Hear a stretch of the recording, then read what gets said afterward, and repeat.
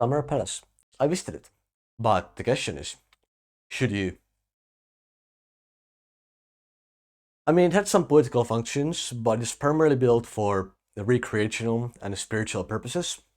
And you can see this being very reflected in the actual place if you do go there. It basically served as a summer resort for the emperors and empresses. Effectively, what it is a big park.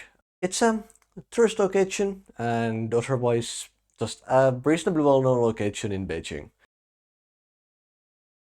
As soon as you walk in, like you enter the place, you go to one of the entrance gates and you walk like through the gate. You just walk up and you see the lake and you see this huge open space. You see mountains in the background.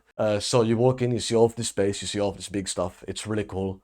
And then you can start walking around.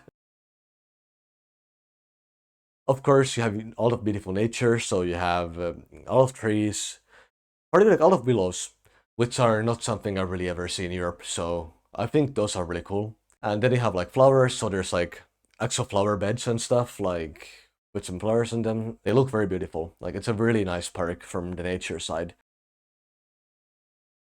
So there's various different halls that serve different purposes. And these are like very traditional Chinese looking buildings. They look cool. I like old Chinese architecture. I think it looks cool. I like it. And also you have a temple, or you have like this big temple like up on the hill. Like it stands out a lot when you go in there. Like that's like the big thing you see is a temple. And then you also have some like small structures that you can just, like go into and stuff. It's some of them you can go into, some of them you can't. But not only do you have like nice nature, you also have some like buildings, some temples, some halls.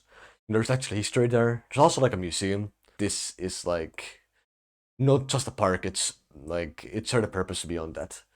But honestly, I still think the best part of it is the park aspect. It's just a very beautiful place, and I think its greatest value is in that aspect.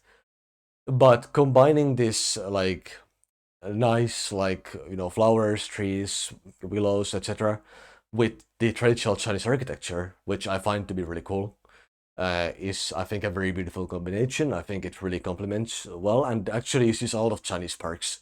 You'll have like traditional Chinese architecture, and you'll have buildings, you'll have things like this.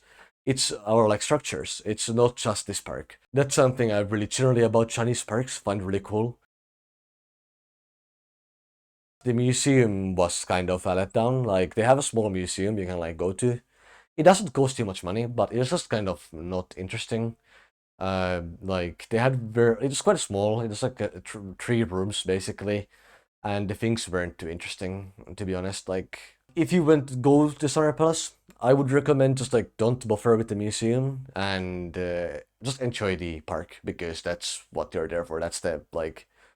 That's really what most of it is at. And I think the other criticism I can give it is that you can't enter the buildings all the time. Like you have all the halls, you have like the temple and stuff, but you can't actually go into those things. And on that note, when it comes to the big temple, you can climb up there, like climb up on that hill, but like the temple is surrounded by walls, so you can't even see it that much. So I think that was also another like thing I was a bit disappointed about. Designer Palace is a great location if you enjoy like nature, if you enjoy parks, and you happen to be in Beijing. Like especially if you're like in center, it's very much a big city. It's city stuff. And if you want a break from that and you want some really cool natural place, I think Designer Palace is like really good. It's probably my favorite place out of everywhere I have gone in China so far. I generally really like the place. I think it's really cool, and it absolutely has a thumbs up from me.